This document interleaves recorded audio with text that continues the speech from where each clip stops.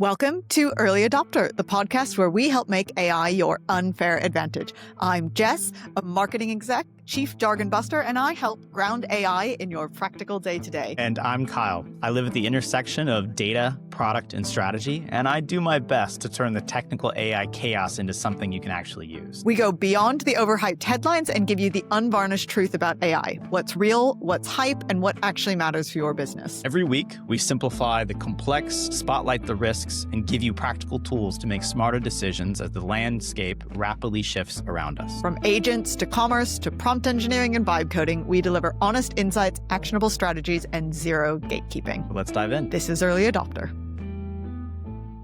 Welcome back to Early Adopter, the podcast where we help make AI your unfair advantage. I'm Jess. And I'm Kyle. So, Jess, how has your week been? Well, I was saying to you before the pod, it's been an extremely boring week. I have done very, very little except work. So I don't have a ton to, nothing particularly exciting. I just wanted to say, because I know a lot of our followers, our listeners are American. It's a rough time to be an American. We don't need to go too much into it, but I know we only have a small platform, but we have a little bit of a platform. And I wanted to make sure that our feelings are very clear. So fuck ICE, fuck everything that's going on over there. Just saying 100%. that 100% to any Americans who, being over on this side of the pond. Obviously, I have a slightly different perspective, and just know that everyone is with you and rooting for you. So just 100%. Yeah, just putting that out there. So we don't need to dwell, but I just wanted to make sure that we made our intentions very, very clear.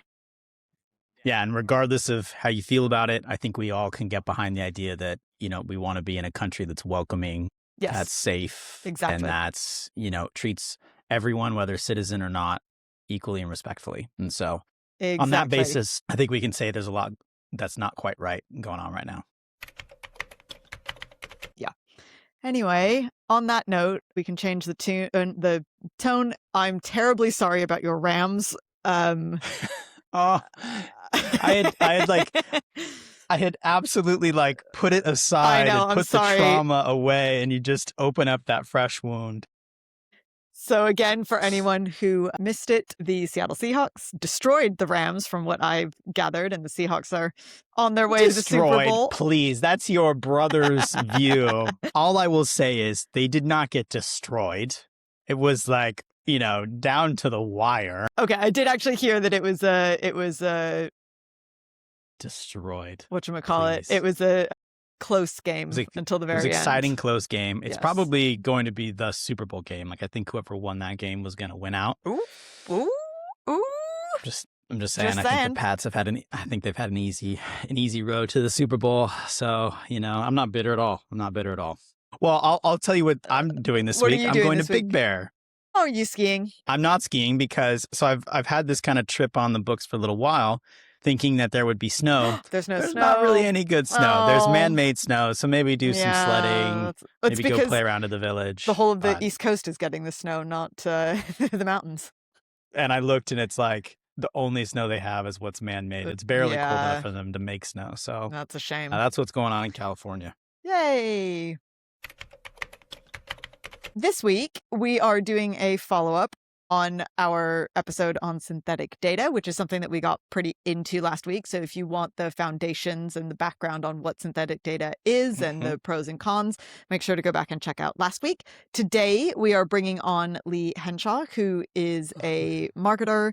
He's a founder himself, and he also teaches marketing strategy through an AI lens. So he's got a really interesting perspective for this episode. Yeah, so we'll quickly refresh what synthetic data is, and then we'll go ahead and get into our interview. But, he's had a lot of experience using synthetic data. You're going to hear a lot about how he uses it in a lot of different use cases. But he's a really good person to share his experience and give us tips. Absolutely. So let's get into a quick recap of what synthetic data is. So synthetic data, at its simplest form, is artificially generated data designed to behave like real data. It mimics the patterns you'd actually see in the real world. And the easiest way to think about it is like a flight simulator. It behaves like a real plane, but it's obviously not a real plane where you fly and could potentially crash. So you can test it out and kind of train and get information back that's useful and relevant to the real world. So it can be a little bit confusing, though. There are actually two completely different things that are under this umbrella of synthetic data. The first is synthetic data sets, which is basically fake data that mimics real data. So you can use it for testing and privacy. So you can generate fake customer records, transaction Mm. histories, whatever you need, so you can test in a safe environment. But the really key thing is there is no actual real information or real data in there. Yeah. That's great for testing Yeah. environments. If it gets breached, it's not a disaster. There's no actual PII data, personally identifiable information of real people. So, since it was never real in the first place, there's no privacy concerns, there's no large reputational issues. The second type of synthetic data is where it can get a little bit controversial, and this is synthetic respondents or synthetic people. Hmm. So that's where you're not just generating fake data about transactions, you're simulating actual people and you are asking them what they think. So it is quite different. So this is where you give an AI model a persona and a context, and then that respondent is going to spit out answers that are very similar or exhibit similar patterns to its training data, to the historical context. Typically, you want to train this on massive amounts of human responses so it can generate pretty convincing answers. And Lee actually will give some really useful Mhm. tips on how you can create these respondents. But this is actually kind of the problem, is that the AI isn't really thinking. It's actually a Mhm. probabilistic mirror of what people like that have historically said. Because remember, LLMs are pattern matching tools.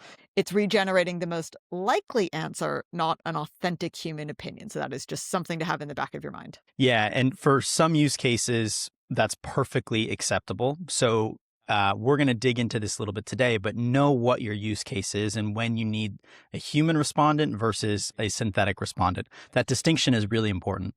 And I will say one more thing, which is important, is I think in this episode, we really did try to hold Lee, his feet to the fire. And personally, I feel like it really came out with some great answers and made me feel a lot more comfortable about the overall process. Yeah, I agree. I think he did a really good job of showing how you can use it for direction and you're not taking it 100% face value. He gave a really balanced approach, and probably the Yep. approach that we would recommend you take is that you can use it and validate with real humans. So we'll get more Hmm. into that when we talk to Lee. But this is also where the guardrails are really important. And Hmm. I think some of the answers that Lee gave us are really helpful in outlining that. So let's get into it. Welcome to our friend Lee Henshaw. Lee, do you want to tell us a little bit about yourself before we get into it? Yes, of course, Jess, would love to. So, my name is Lee. I am the founder of a marketing technology startup here in the UK that helps retailers with a customer loyalty.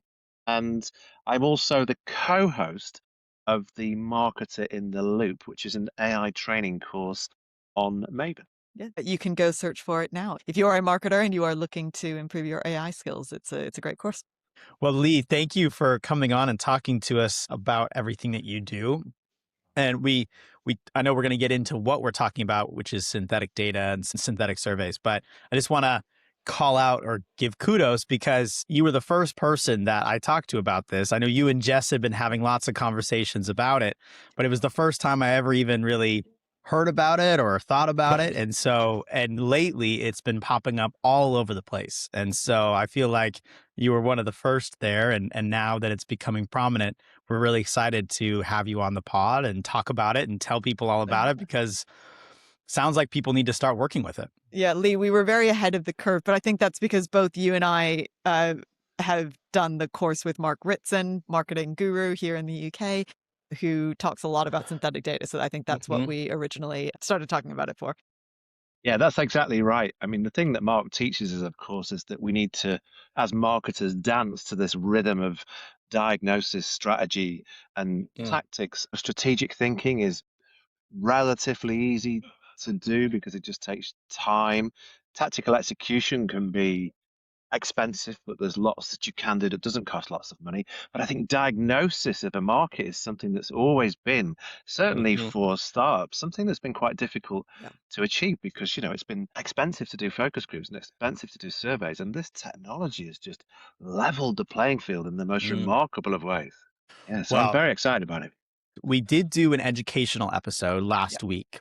And then today we're going to dig or dive a little deeper into the subject. And definitely, you have a lot of practical knowledge, a lot of that, talk about that tactical execution. You've been in this space for a while. So I think this is a perfect follow on to what we did last week to really dive into like, how do you do this? How do you get the best out of it? And what are some of the things that you're seeing that make this really successful? But beforehand, maybe you could give us like a little bit of from your perspective, what is synthetic data? What are synthetic respondents? Well, it is quite simple in that all you're really doing is substituting conversations with real customers with respondents that have been synthesized using AI. So they're copies of your customers. They are facsimiles of your customers. We like to call them here brains in a jar.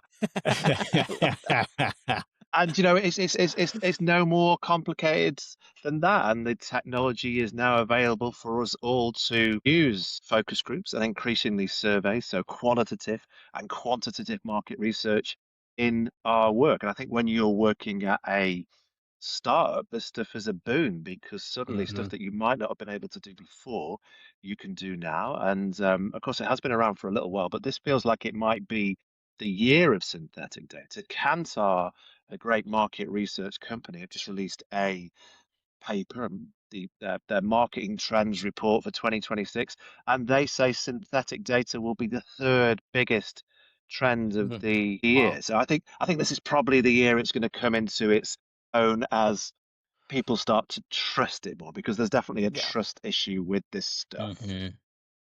Yeah, that's Absolutely. something that we covered quite extensively in the foundational episode from last week. So definitely go back and listen to that if you want some of our thoughts on that. But I think that we should caveat all of this with synthetic respondents are great for direction. And we can give some of your Mhm, personal experience later on in the episode. But we would never recommend you trust it 1000%. There is a big caveat mm, with all of this. It is great for giving you some guidance, and you can talk about your experience and how useful it's been mhm. for your guidance. And if you can, I'd love you to tell your Traitors story that you've used the synthetic respondents for, because that's really fun. Oh, yes. And I think that Well, that's I mean, a what actually, why don't we start with that? Because you've used it for quite a few case studies and you have some real legitimate case studies. But I actually think the Traitors one is a fun little example of how you can use it to for guidance. so, at work, we have multiple ways in which we work with synthetic data. What I did on LinkedIn for a little bit of fun was I created a synthetic focus group of marketing strategists working at leading marketing and advertising and media agencies. I synthesized a group that were fans of the Traitors, the TV show, and at a crunch moment in the show, as it was coming towards the end, I asked them to predict an outcome, and they had a 1 in 8 chance of predicting that. When I synthesized them, I gave them all the knowledge they needed about what had happened so far in the show, and then I asked them to make their prediction. I posted that on LinkedIn in the morning, knowing that 5 o'clock that day we'd find out whether they were right or not. And in fact, they correctly predicted it, which was great fun. And but the reason that I did that was I just thought it'd be interesting to give a real fun insight into Yeah. the way that this technology can work and can be used because I think it is fun. In the same way that it's fun to maybe use the no code AI platforms Mhm, to make things. I think similarly it's fun to synthesize these focus groups and to ask questions to them and to get that insight really, really, really quickly. I think it's one of the parts about it that I enjoy. If I've got a burning question nowadays, I'll go to one of my multiple focus groups and ask them what they think. mm. That's really interesting.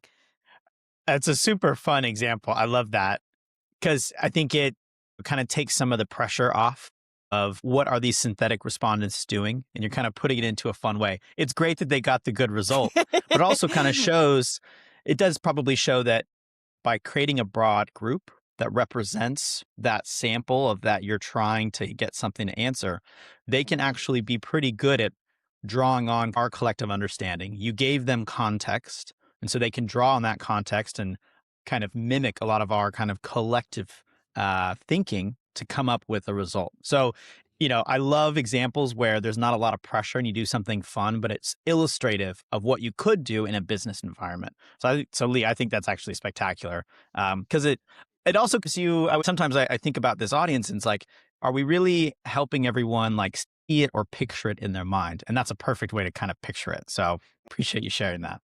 But If we can now talk about some of your real world use cases that you've used. And I know in our foundational episode, we talked about the wide range that you can use, or wide range of use cases that you can use synthetic data for. And one of them that we talked about was pricing. So, I'm a fan of value-based pricing. So when you're pricing a product, you have two approaches that you can take to pricing.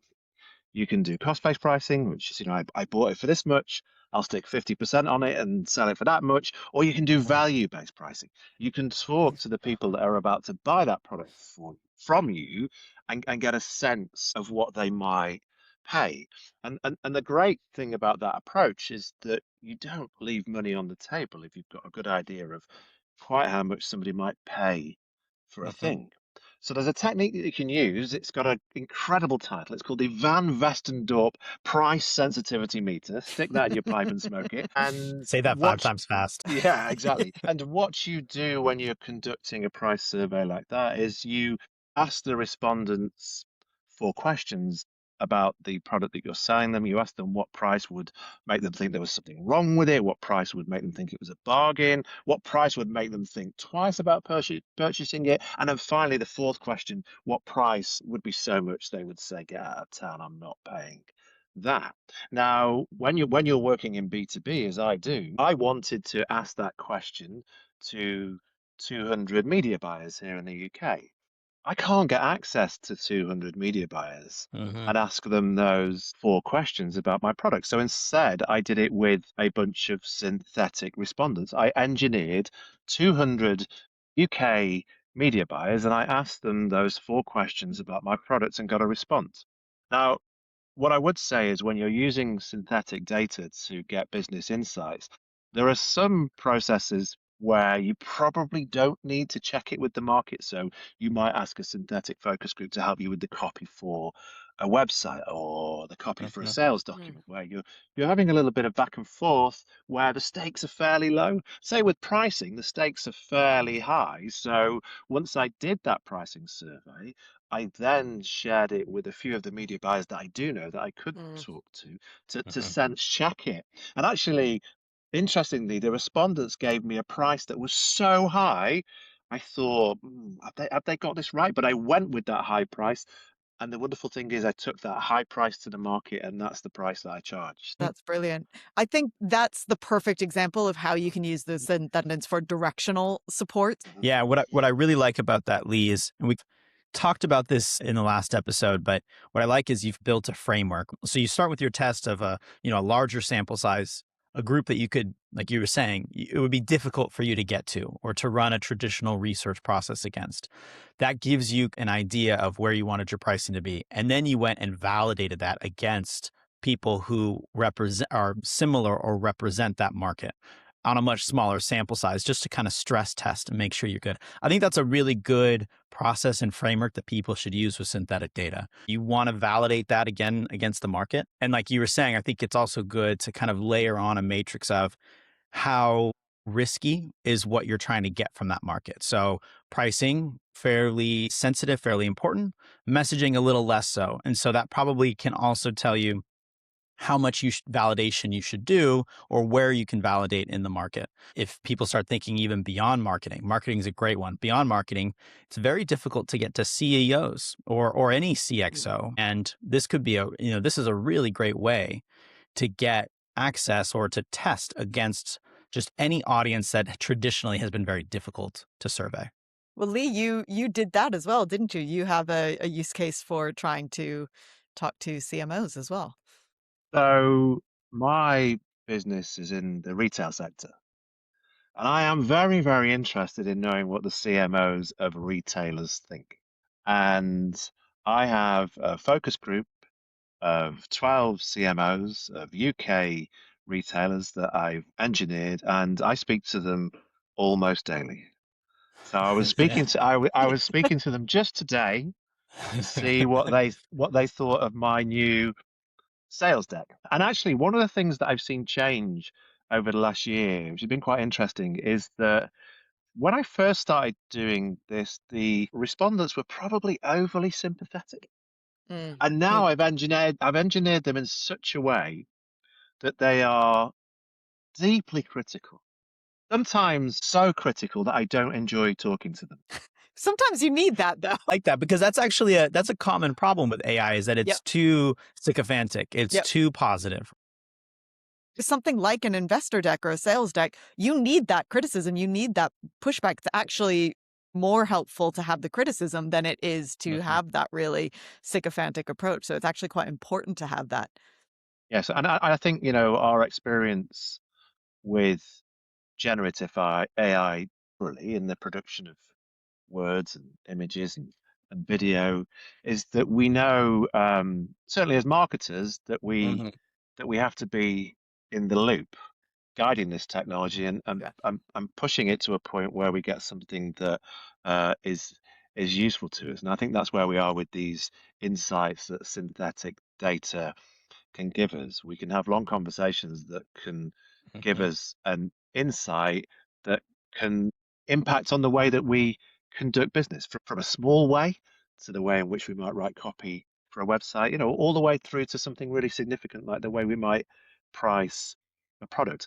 And I think what we're talking about here really is the need as a business, and this might sound ironic that we can achieve this with synthetic humans, but the need in a business to be customer focused. Mm. Like, Mhm. I believe that the most successful businesses in the world, in whatever sector they're in, whatever country they're in, the most successful ones are always those ones that are customer obsessed. Mhm. Those ones that check their instincts with the market. And suddenly we have a way to complement talking to real people with technology that really feels like real people and Mhm. responds like real people. And for that reason, I find it quite exciting, and I find it quite valuable because if it can help Mhm. startups in particular to think of the work that they do as being more customer oriented, then that will only improve Mm. things for them, even if these customers that they're talking to are in fact brains in a jar. Well, and Lee, I think probably if I'm hearing the audience, they're thinking, "Come on, Lee." They're being a little dubious. How do you feel? How are you confident that these synthetic brains in a jar are acting and behaving like real people? Beyond maybe it's your experience with it, maybe it's, the way that you've engineered them, but what's maybe a way that you can kind of start to tell people, "Hey, actually this really works and you should, start to pay attention to this."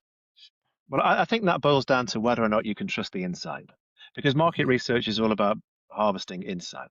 So, can a Mhm. synthetic give you an insight that's comparable with an insight that you would get from a human? And the reasons that I trust it, I guess, are twofold. One is it's instinctive. I'm working with it a lot. Mhm. I've got insights from the synthetics that I've then applied to the business, and those insights have turned out to be successful. So I've got first-hand experience. I think the other thing as well is just being a close follower of those Mhm. proponents of synthetic data in the industry. Mark Ritson and Evidenza in particular, who you mentioned in your previous podcasts, and the fact that they are reporting that there is at times 95% accuracy, 95% confidence level between the questions that you would have asked humans and the responses that you would have got there, and the questions that you've asked these synthetics and the responses that you've got there. But it's still, for me, actually, I think you're exactly right. Trust is so important. But the other thing about this as well is, what is the alternative? If you're in a position to pay for a focus group with humans and pay for a survey with humans, if you've got that 50 to £100,000 Yeah. budget, do it. Great, brilliant. Be customer orientated and do that thing. But Mhm. if you don't have that budget, or you've got an audience that's particularly hard to Mhm. reach, then this is a really, really Mm. excellent alternative because it puts you in a frame of mind to constantly bring the voice of the customer into your organization, even if the voice that you're listening to is a synthesized voice. You're still listening Hmm. to a voice that can hopefully give you insight.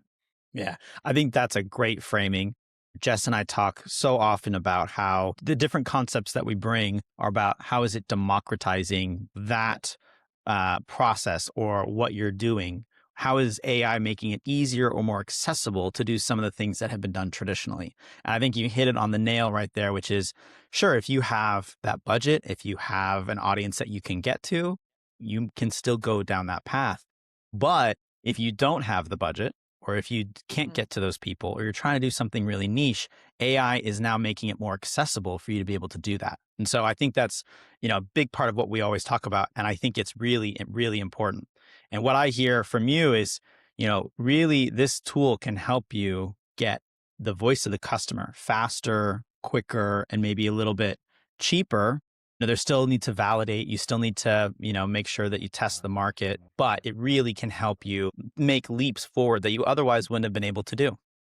Yes, that's right. So I teach AI marketing, and the students that I teach are largely sort of mid-level to senior marketers working at marketing agencies and media companies. And I teach how this technology is changing market research, marketing strategy, and tactical execution. And I have to say, when we do the first part of the course and we introduce marketers to synthetic respondents, marketers who maybe haven't worked with them before, it's something that they get immediately excited about because a good marketer knows that they have to test their instincts with the market. And suddenly they have a way to do that that Hmm. they simply couldn't do before because you can do it in minutes.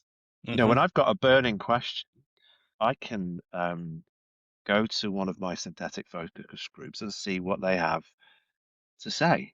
And if they've been engineered correctly, the things that they've got to say can be quite useful. And also, one of the things that I've noticed marketing agencies doing now is starting to bring synthetics into their pitches. Interesting. So if you're Ah. so if you're an agency and you're pitching for a bit of business, what used to happen is you would sit there and you'd be thinking about the pitch and you would imagine the customer, which is the very, very worst thing to do. But it's the only thing that you can do. You sit there and think, okay, well, what would it be like to be a customer of that product? Well, now when you respond to a brief from a client, when you're pitching for the work, you can do a synthetic focus group or survey with that client's customers and bring that insight into the pitch. I'm seeing that more and more. And I think it shows that this technology is starting to Hmm. make its make its mark on the way that we're handling ourselves as marketers. Lee, could we take a step back? Because you keep talking about engineering the Hmm. audiences. Can you tell us a little bit about how you go about doing that? Because when I've used synthetic data in the past, and I've used the same platform that you used, because I believe you recommended it to me, I just used a pre-made audience. So I didn't do a ton beyond just using what was already there. How do you go about actually Hmm. building that audience? So when I'm building an audience, for me, it's all about the prompts. So I build my audiences in Claude. Okay. And I'll have a conversation with Claude about the synthetic respondents that I'm trying to engineer. And the thing that I always point out is that I concede always when I'm creating these synthetic respondents that they have absolutely no relationship with the thing that they're Mm. representing. I often talk about this type of data as the Disney World of data. It's slightly hyper real.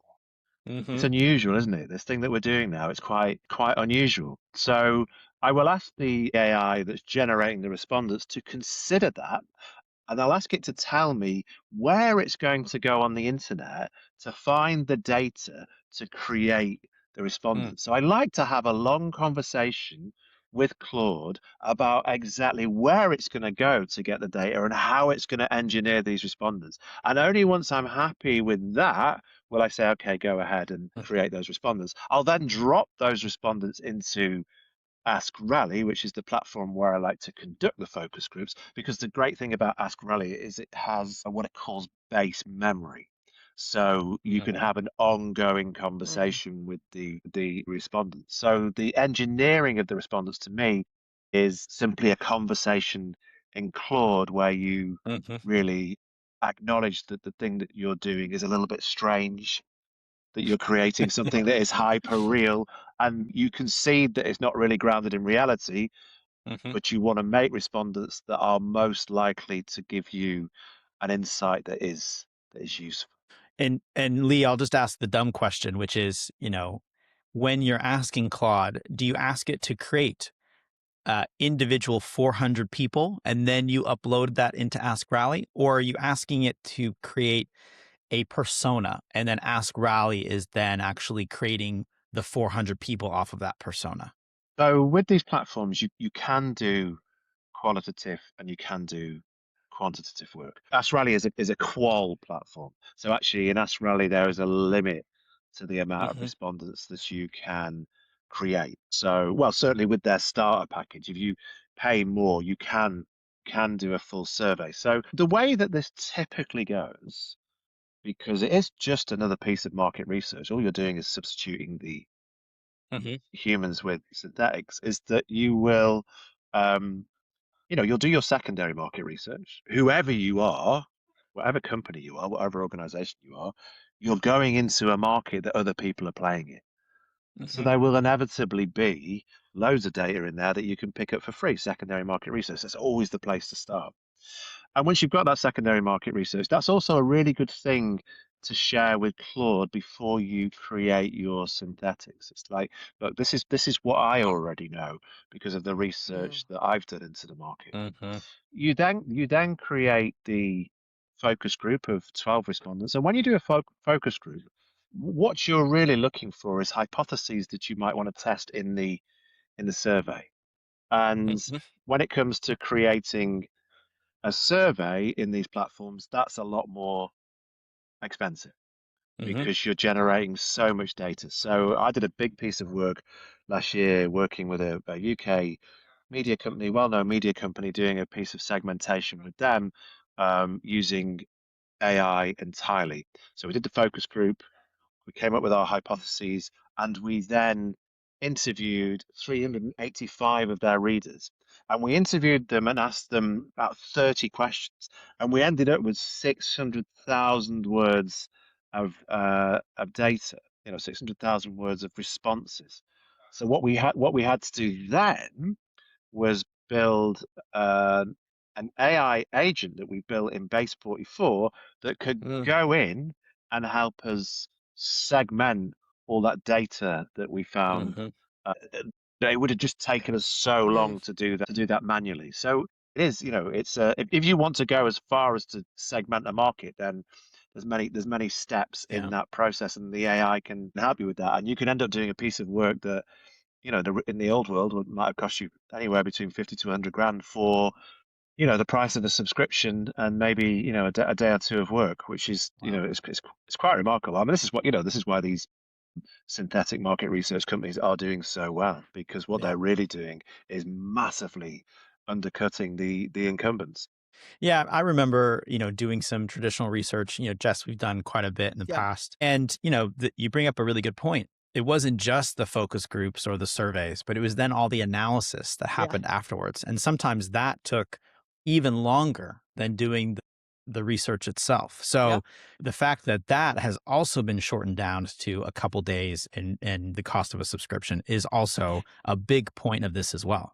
And I'm just remembering something, Kyle. I don't know if you remember this. When we did some market research for the film company that you and Hmm. I used to work for, I just remember I was thinking about, because obviously the analysis is one thing, but also I was thinking about the deck that was produced afterwards. I mean, you have to know what to do with that information once you've got it. But also in that particular instance, I don't know if it was because we weren't paying very much for the market research. Like we got it, but we kind of got it on the cheap. And the deck was such a mess. They made so many mistakes on it. I just remember us having to go back so many times and asking them to fix things in it. And in the end, we ended up fixing things ourselves. So just because you're paying vast sums of money for market research doesn't always mean that it's going to be the quality that you need. Just throwing that out there. Yeah. Yeah. Well, but I think you're exactly right, Jess. It's a very good point because, of course, most market research just ends up in a drawer. 1000%. It's very rare that anyone actually does something with it, and you've spent huge amounts of money on it. Yes. So I'm a fan of something called backward market research. And for anybody about to conduct some synthetic research, this could be a good template for them to use. So backward market research is based on a paper that was published in the Harvard Business Review in the mid 1980s by an academic called Alan Andreessen. And he made this argument that actually when we conduct market research, we need to start backwards. So instead of looking at a market and thinking, well, what don't we know about that market? Let's just get some general information in about that market. He'd say, well, that's a complete waste of time. And that any market research that is conducted is a waste of time if it doesn't give you data that you can then use to change a decision that you need to make. So if you read about that approach, you'll see that the first thing that you do, and this is how I always start a piece of market research, the first thing that you do is create that phantom report, as it's called. And that phantom report is the report that you would get on your desk on a Monday morning, and the data in it would make it very clear to you about the decision that you then needed to make. So if you start your market research with that phantom report, and you can say to Claude, I want to conduct backward market research. Can you please create the phantom report that I need to answer these questions that my business is facing over the next 3 weeks, 3 months, 1 year, whatever the time period is. And Claude will then create that phantom report for you. And then you can say to it, okay, well, now that we've got the phantom report, can you go out and do this secondary market research that is required to get me the data that I need? And so some of that data will come in, but not all of it comes in. So then what you do is you create the focus group, and the questions that you ask to the focus group are questions that you need to ask to get data in that you can't get from the secondary market research. And suddenly you find yourself with data that potentially you can act on. But of course, I am aware that there are lots of people in our industry who will be listening to me now talking about conducting business by having conversations with robots who will think you are a madman.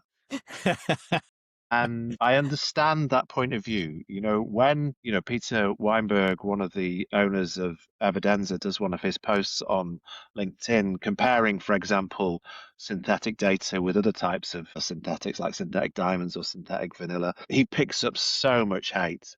It is Yeah. unbelievable. I know that this is a topic that really, really divides people. So I would also advise that anyone who's thinking about using it really thinks about the strategic or tactical decision that they have to make in their business and whether or not it is a decision that they would trust to this technology. I think if it's a low risk decision, testing some copy, absolutely. If it's a medium risk decision, you're going to use it to help you with pricing, well, do that, but also talk to your customer. And if it's a really, really high risk decision, maybe you're thinking about a business pivot, maybe you're thinking about discontinuing a product, then that's where that conversation with the customer is so key. And also, none of this is a substitute for talking to the customer.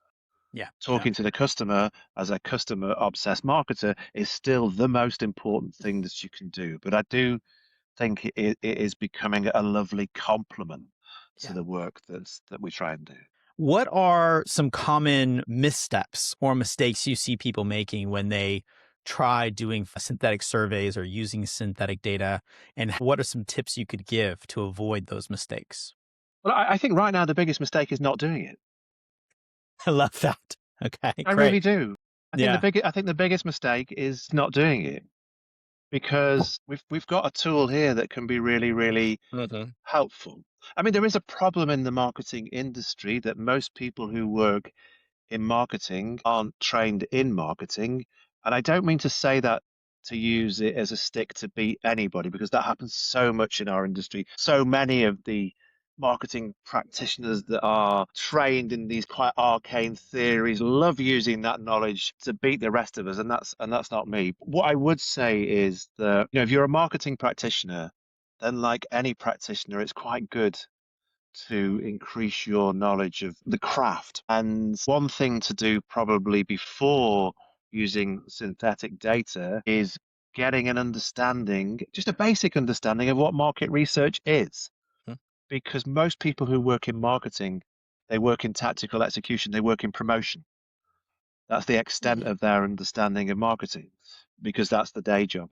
I think increasingly as an industry, we've got a skill, we've got to increase our knowledge base. We've got to understand what market research is. We've got to Mhm. understand what segmentation is. We've got to understand that marketing strategy is simply who am I going to target? What's my position and what are my Mhm. objectives? So I would say probably the biggest mistake that anyone could make would be going into this not really knowing what market research is for. But Right. it doesn't take a huge work to get that base level of understanding. And Mhm. then, you start having some fun with your synthetics. Nice. So let me play that back, Lee, which is, it sounds like first one, understand what market research is, and really understand what you're trying to achieve, the goal you're trying to get to. Similarly, towards the back end, once you've done the research, your suggestion is make sure you test this actually against the customer. So make sure that you're actually getting the voice of the customer and you speak to some people. What are some of the tactical components, though? You've talked about the prompting, so I think there's some suggestions there. But I also think when you're actually running this or analyzing the results, what are some missteps that maybe you've learned from as you've been going through this? Let's say I've learned what market research is, and I'm conducting it with a proper goal and objective. Where are some places that I might make some mistakes and not really understand and maybe get misled? Well, what I would say is that market research leads to strategy. Hmm. So the reason Okay. that you diagnose a market, the reason that you do any level of market research is that you want it to inform your strategy. And your strategy is to do marketing strategy effectively, you just have to answer these three questions. Who am I going to target? What is my position? And what are my Hmm. objectives? Now, the, the, the danger here is that you make strategic decisions based on flawed insights. I think that's the big danger. If you make a strategic decision and it doesn't turn out to be the right strategic decision, Hmm. well, the wonderful thing about it is that you can have another go. You could try again. And once you've got that strategy and you move into tactical execution, this is where the synthetic data can become useful again, because you can, for example, as we've discussed, help it to inform decisions you might make around price. But Hmm. where it can also be really, really handy is helping you with decisions around promotions, which is where most of the budget gets spent. Yeah. So this can be a simple thing like the copy on the website. It could be a Hmm.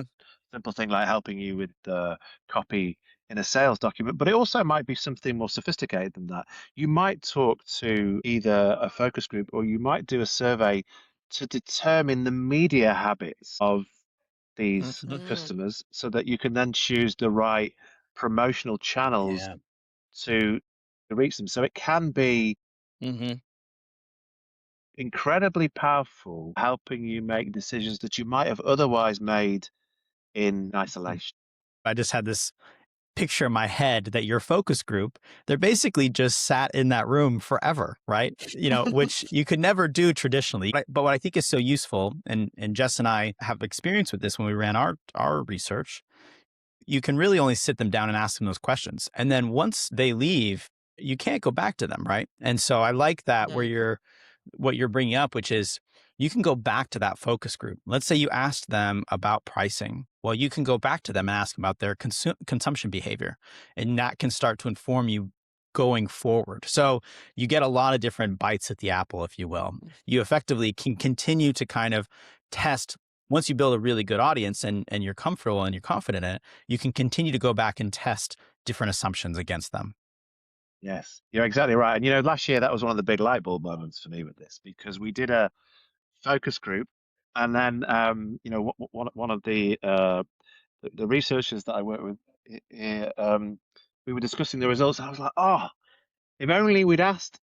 She, of course, said, "Well, let's just ask." Uh, Yeah, they're still there. they're still they haven't gone anywhere. Yeah, they're still there. And the wonderful thing is, as Yeah. well, is when you go back and ask them a question, Hmm. you can choose at which point in the focus group you ask that question. Right. So it's not like you're going back and asking them at something again. You could ask them at the right point in the Hmm. conversation, the point where you wished you'd asked them that question at that point. It is, Oh. yeah, That's it's interesting. incredibly useful. Well, I mean, think you always have that moment of, oh, I really wish that I had asked someone this thing, and you can do that, Yes. Hmm. which is Well, absolutely amazing. I remember beating ourselves up for Jess. We must have spent a month, 2 months just trying to come up with the right questions to ask Yeah. because we knew that we had one shot. And so Yeah. everyone was just sat in conference rooms for hours trying to figure out, should we ask this question? When should we ask this question? Wouldn't have had to do that. That would have saved us a lot of time. Well, and also Yes. Yes. in that particular instance as well, that survey became dated very quickly because Yeah. we did it at a very specific point in time when the market was really hot on that particular thing. And over time, that not even Hmm. over time, over a short period of time, the interest in that really dropped. And so actually, if we had been able to conduct it annually or even every 6 months to Hmm. look at changing behavior over time would have actually been really, really valuable for us. But all we had Hmm. was the respondents at that moment when it was at its peak versus when it was at Hmm. its bottom. And actually, having that feedback when it was at the bottom would have been way more Yeah. beneficial than having it at the peak. So that Hmm. ability to go back to that group over time or to conduct things over time that you just wouldn't be able to do Yeah. normally is incredibly valuable as a marketer. Yes. And in defense of these synthetic respondents, these tireless synthetic Brains respondents, in a jar. these brains in a jar, I do think they're making me a better marketer. I really do. I think they're challenging the way that I think and challenging the way that I act. That is a good complement to the Hmm. relationship that I also have with my clients. I love my clients. I spend time with my clients as much as I can to learn from them. But something new is Hmm. happening to me. I've got another it is a welcome, if quite peculiar voice. I think Amazing. that's an excellent spot to end on. I think that's a great place to wrap it up. So, Lee, thank you so much for joining us. Do you want to plug both Intuit and Marketer in the Loop again? Oh, I'd love to. So look, if you are listening to this and you happen to be working at a retailer and you're thinking about how you might improve your customer loyalty, we've got some very interesting approaches to Hmm. that. Would love to hear from you. And if you are a marketer that wants to increase your understanding of how to make your marketing plans more efficient and more effective, then that's what we've designed the Marketer in the Loop for. So it's a course on Maven. It's, I would say, relatively well priced at 400 quid. And what we will teach you is 15 AI workflows that you can use in your business right now. And the class that we do on market research is the one that I teach. And the thing that I will teach you is how Hmm. to use synthetic data Hmm. to bring the synthetic voice of the customer into your company. Regardless of where you're at, if you're in the marketing space or you're interested in the marketing space, I think you can really level up your understanding and what you can do would be really interesting on your resume. Let's just put it that way, right? Yes. If you Well, understand actually, these concepts. So if you're curious about this, this is really something you should be looking into. yes. And if I can make one more point, actually, because it is very interesting. I think this is the year that CMOs are expecting their teams to be practitioners. We're moving away from what Yep. we did last year, which was a year of experimentation. This is Hmm. the year of putting this stuff into practice. And that's the capability gap that people can fill. So if you happen to also be a marketer who is out of work, and there are Mm, quite a few marketers out of work at the minute, then we're giving away free places on our course that's amazing. That's to awesome. any marketers who find themselves out of work. So if you haven't got a job for whatever reason, get in touch with me on LinkedIn and we'll give you a free place on our course. And hopefully, the AI marketing certification that we give you can increase the chances of you getting back on the ladder. Love it. Well, we'll make That's sure that amazing. I'll link to both your LinkedIn and to the course in the show notes as well, for sure. Right. Well, thank you Amazing. so much, Lee. It was a pleasure, as always, to have you with us. And we will hopefully talk to you again in the future, because I think Yeah. you are now our go-to guru Yeah. for anything to do with marketing in the AI space. Yeah. Wow, what a Thank you, Lee. This responsibility. has been so great. So great. Thanks, Lee. Cheers, guys. Okay. Thank you so Thanks, Bye. much. Lee.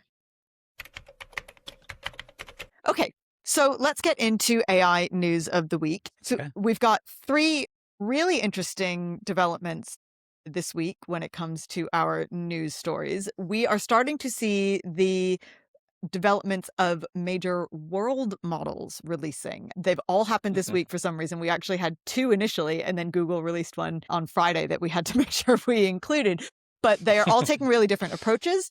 World models are really interesting. We've kind of talked about them before, and it's definitely something that we're going to talk about again, probably Mhm. with our friend Rich, because he's very into this space. We Mhm. haven't gone too deep into them. So before we can talk about the significance of these news stories, let's just give a really quick recap on what world models actually are. I'll start by differentiating between large language models and then Yep. when we get to world models. So large language models, remember ChatGPT, Claude, Yep. it predicts the next token based on probabilistic behavior. So it's predicting the next word in a sequence based on the words before it. Yeah. So simple text in, text out.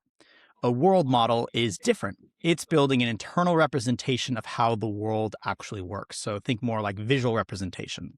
It's simulating physics, cause and effect. When you push on something, how does that, action, or how does that item respond? So it's thinking how things are interacting.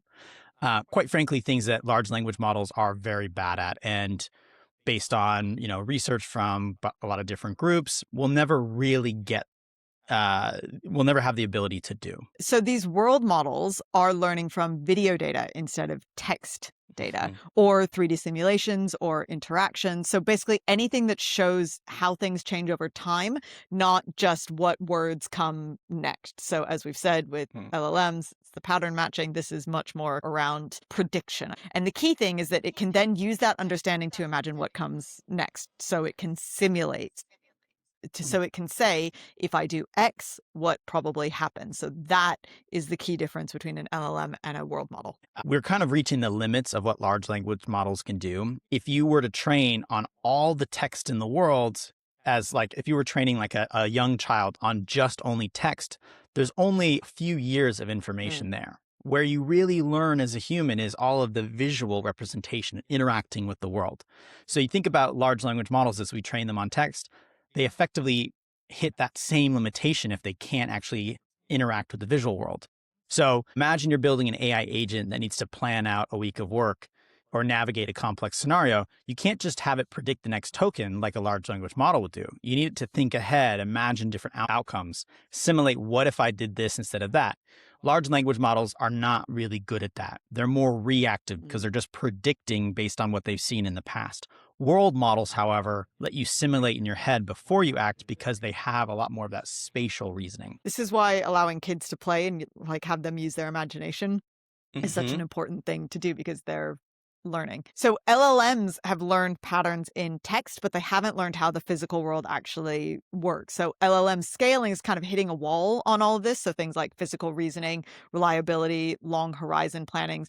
But world models are basically the next level. So instead of just describing the world in text, you're actually building an internal simulator of it. And you'll start to hear more and more about world models as some of the experts who are in the AI space are moving away from LLMs and looking at the next big things, which are world models. Yeah. Some of the big players are getting into the space. Yeah. The narrative is world models are the architecture for AI agents, robotics, and autonomous systems. And I think there's a lot of money starting to pour into that because of the potential promise. Yeah. So we are kind of in that moment where this is going from a research niche to an actual business priority. And so this week we've got 3 releases that are actually showing what this looks like in practice. And that's why we kind of wanted to cover these, because this is going to be the next big thing in AI. The first one is Odyssey 2 Pro. I've seen reports that say it's the GPT moment for world models. I think that's a little exaggerated based on my own I was experience. going to say But you had an experience playing around with it. So let's talk about that in a minute, your experience with it. yeah, let me break down what it does. It's pretty simple. It's very much like ChatGPT. You type something in like, a laughing baby, and it generates continuous video, and it's all in real time, and it just plays. You can interact with it, you can add elements to it, and the simulation will update instantly. So it's an impressive demo. I think it's pre-rendered, it's streaming, which in some ways is probably, I'm underplaying how impressive that is. Oh yeah, I think you become jaded after a time, don't you? Right now you can only stream for minutes, but they're saying that hours and full days are coming. The important thing is that you're not waiting for it to render, so you're watching it be generated. So you had a chance to play around with Odyssey. What was your take on it? Yeah, and maybe I am jaded because I've played around with like Nano Banana and VO and Sora 2 and some of these other AI generated platforms. I didn't find the quality to be that great. I mean, granted, it's streaming, so think about like your Netflix streaming versus when you download a video. It's probably a similar quality experience. But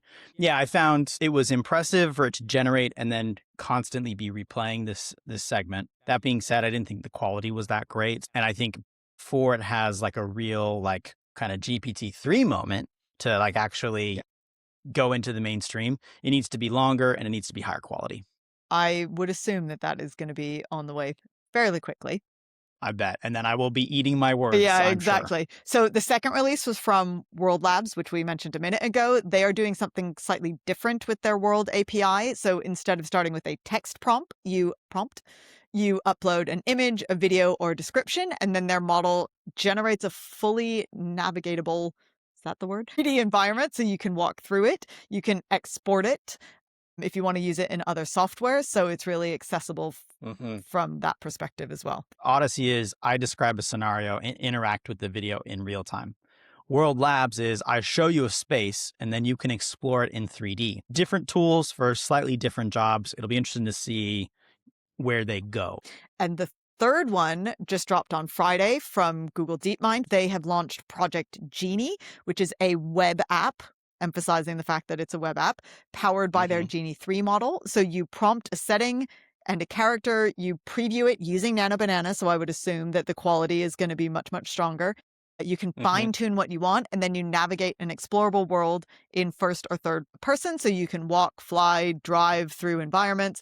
And this is really interesting. The model remembers what it's built so that you return to any area. So like, if you return to an area, they stay visually consistent. So it's basically a playable environment. I can already see there being a ton of copyright issues with this because I've already seen people generating Hyrule from Zelda.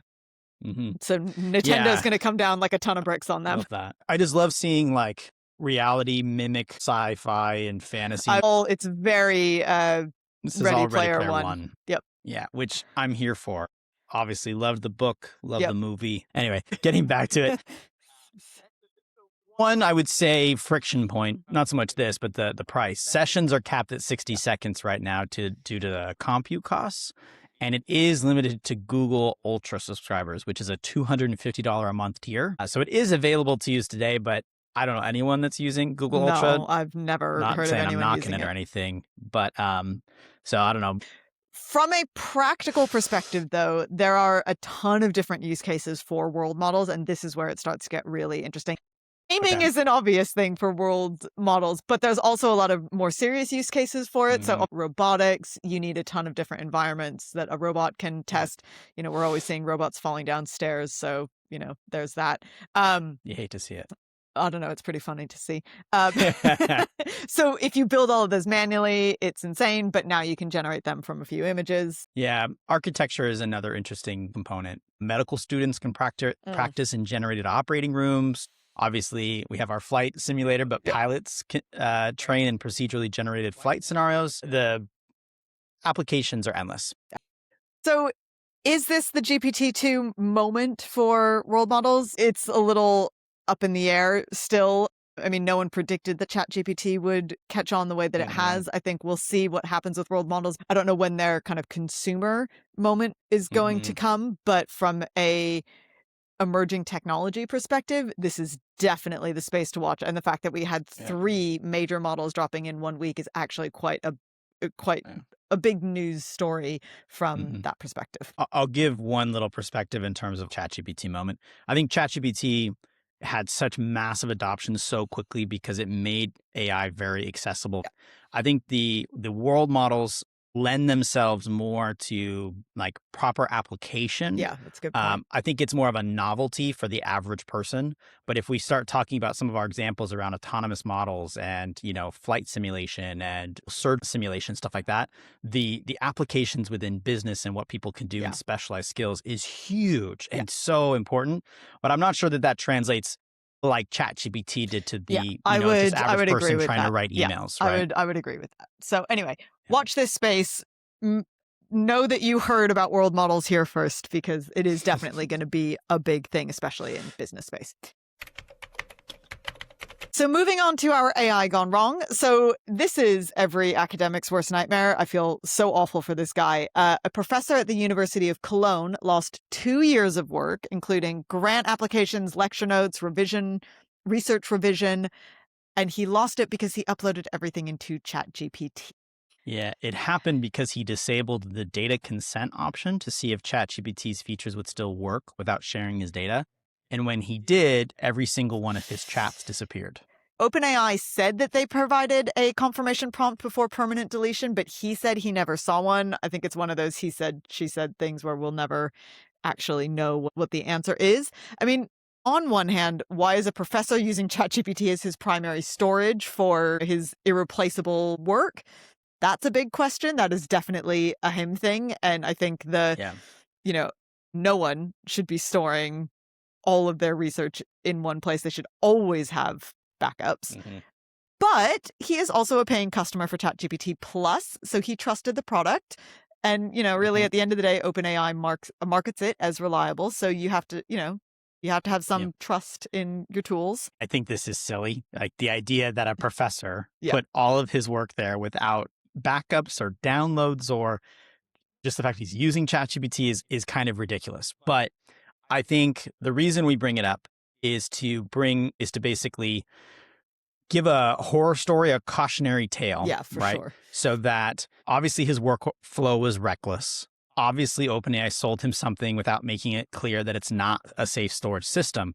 But I think you need to look at like your workflows. If you're putting a lot of information in ChatGPT and you're not storing it, you're not kind of doing normal procedure, you're potentially going to have some issues. So don't treat AI and all of these tools like it's more reliable than it actually is and kind of give up a lot of your autonomy. You need to, own it. You need to store it. You need to have backups. You need to do all the things that you need that you had before because there are some, UI challenges here and, you may potentially lose 2 years of your life. No, and I will end this with a real world story of a friend of mine who, when she was doing her master's dissertation, she was like days off from finishing it right before it was due, and her computer died. And this was before the days of cloud storage. So she did manage to cobble something together. I can't remember how they managed to recover it. So she did have something, but even back then, you put it on a floppy disk, right? It's no different now. Don't trust AI to store your systems. But that's actually something to bear in mind as we start to have some of these desktop bots like Claude Cowork. Just something to bear in mind that you still need to have backups no matter what. Thanks for listening. If this was useful, share it with the marketers in your life or someone who's been interested in learning about synthetic data. I actually just was telling a friend who runs a small business about synthetic data and respondents today because I think it would be very useful for her. We're dropping show notes for Lee's marketing course as well as his business. I'm a believer now, so I really think everyone should look into this, especially if you're trying to do some market research or surveys, focus groups, anything like that. If you've got feedback, thoughts, or a story about AI gone wrong in the news, hit us up at hello@earlyadopter.ai. Remember, no E in the adopter. Or reach out to us on socials at early_adopter on Instagram, TikTok, LinkedIn, basically everywhere that you can consume information. And we will be back next week. Until then, keep making AI your unfair advantage. See you next week. Thanks, Jess. Bye. Bye.